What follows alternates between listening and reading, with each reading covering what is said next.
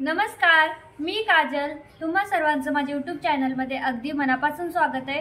तर आजचा दुसरा दिवस म्हणजेच की मी दुसऱ्या दिवशी तसं तर दुसऱ्या दिवशी सांगता येणार नाही, हळूहळू मी शिकले.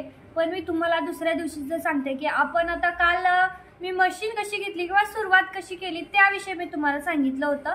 आणि आज मी पहिल्या दिवशी स्टिचिंग करायला बसायचं मशीनवरती. म्हणजे काय आलं पाहिजे, काय नाही आलं पाहिजे, सरळ काय काय केलं पाहिजे, फक्त ना पहिल्यांदा शिलाई द्यायला शिकलं पाहिजे, व्यवस्थित स्टिच करायला.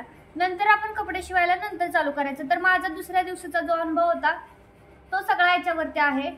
तर हा खूप जुना कपडा आता खराब झालाय, त्याबद्दल थोडंसं हे करा, पण तुम्हाला दाखवते मी. तर हे सगळं मी शिकलेले होते, तर असं दिसणार नाही, थोडंसं बॅकने दाखवेन मी.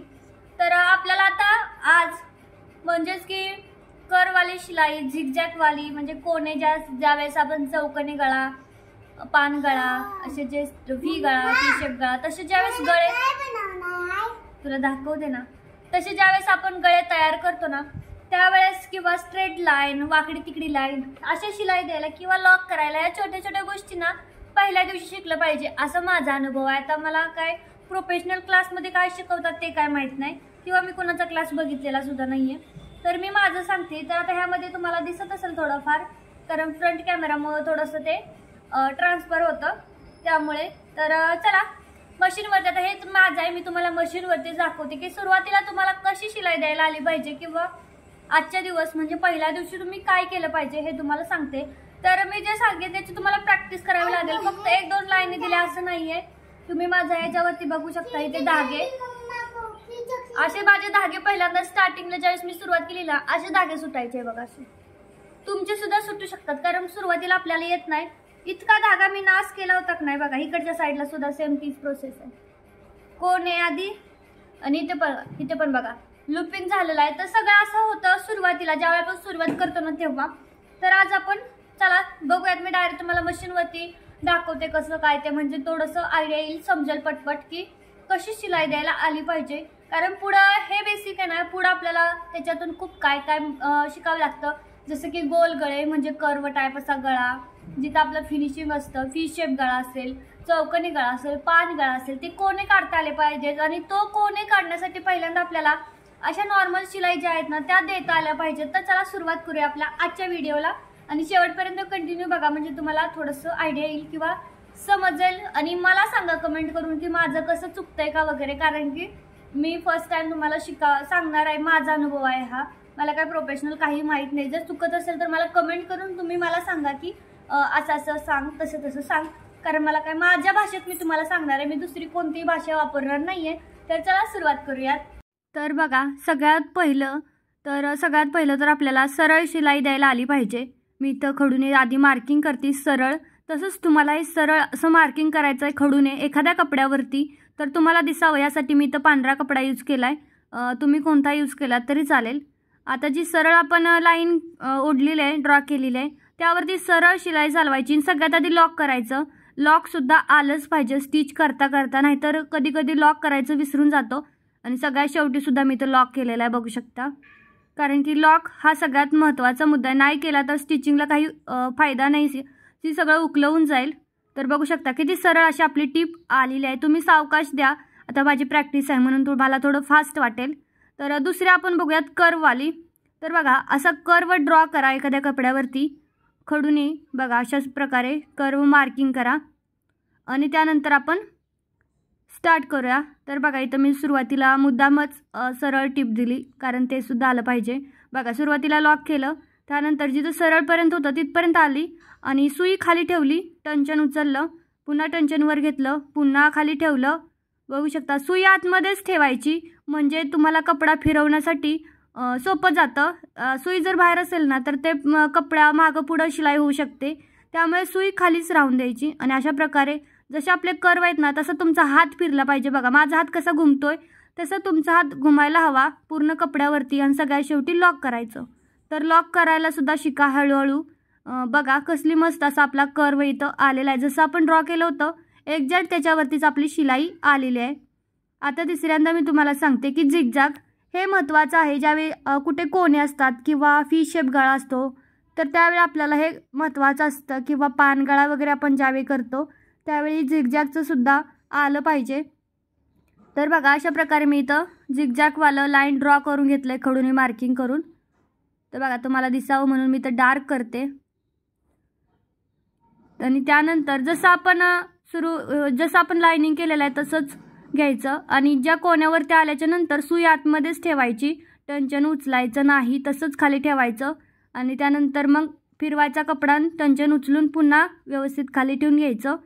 बघा अशा प्रकारे सुई आतमध्येच ठेवायचं, टंचन उचलायचं आहे फक्त, कपडा फिरवायचा, पुन्हा टंचन खाली ठेवायचं आणि पुन्हा सेम तीच प्रोसेस करायची. पुन्हा आपल्याला तिथं आल्याच्या नंतर सुई स्टॉप करायची आहे, म्हणजे सुई खालीच राहिली पाहिजे मशीनमध्ये, वरती नसली पाहिजे आणि टंचन उचलून कपडा फिरवायचा. पुन्हा सेम तीच प्रोसेस आपल्याला इथं करायची आहे. आणि हे थोडंसं अवघड वाटेल तुम्हाला झिगझॅगवालं, पण हळूहळू जमेल. लक्षात ठेवा. बघा सुई खाली आहे, टंचन उचलायचं, कपडा फिरवायचा, पुन्हा टंचन खाली ठेवायचं, पुन्हा शिलाई सुरू करायची. असं करायचं म्हणजे एकदम नॉर्मल जे आहे ते तुम्हाला लगेच जमून जाईल. तर बघू शकता.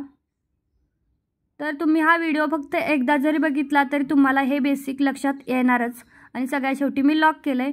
बघा आपली कसली मस्त असे झिगझॅगवाली इथं डिझाईन इथं तयार झाली, किंवा शिलाई आपली तयार झाली. त्यानंतर आता आपली शेवटचं जे आहे बेसिक ते म्हणजे चौकोनी गळा. बघा चौकोनी गळ्यासाठी तर मी चौकोनी असे बॉक्सेस तयार करून घेते अशा प्रकारे. तर तुम्हालाही असेच बॉक्सेस तयार करून घ्यायचे आहेत, कारण हे सुद्धा येणं गरजेचं आहे. चौकोनी गळ्याचे जास्त खरं तर ब्लाऊज असतात. तर बघा सगळ्यात पहिलं मी लॉक केलं आणि जिथं सरळ शिलाई होती तिथपर्यंत आल्यानंतर मी टंचन उचललं, सुई आतमध्येच होती. त्यानंतर पुन्हा टंचन उचलायचं, कपडा फिरवायचा, सुई आतच आहे, पुन्हा टंचन खाली ठेवायचं आणि स्टार्ट करायची शिलाई. बघा सेम तीच प्रोसेस आपल्याला इथं रिपीट करायची आहे. अजून एकदा समजावून सांगते. टंचन सुई खाली ठेवायची, टंचन उचलायचं, कपडा फिरवायचा, पुन्हा त्या लाईनवरती आल्यानंतर टंचन खाली ठेवायचं, शिलाई द्यायची. पुन्हा सेम तीच प्रोसेस इथं तुम्हाला रिपीट करायचं आहे. नीट समजावून सांगण्याचा प्रयत्न करते मी माझ्या भाषेत. आता तुम्हाला समजतंय नाही समजतंय ते तुम्हाला कमेंटमध्ये कळवा, नाहीतर माझ्या शिकवण्याचा काही अर्थ राहणार नाही आणि मग उगाचच ते होईल. तर मला नक्कीच कमेंट करून सांगा तुम्हाला कळतंय का. बघा सगळ्या शेवटी इथं मी लॉक केलं.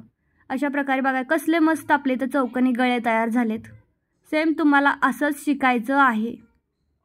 तर माझा जे म्हणजे मी ज्यावेळेस सुरुवात केली होती ना त्यावेळेस तर बघा मला बिलकुल मी जशा लाईनी पेनाच्या ड्रॉ केल्या त्याच्यावरती माझी शिलाई चालत नव्हती. बघा बिलकुल कोणे एकावर एक नाही आहेत आणि तुमचंसुद्धा सुरुवातीला असंच होणार, एक्झॅक्ट येणार नाही.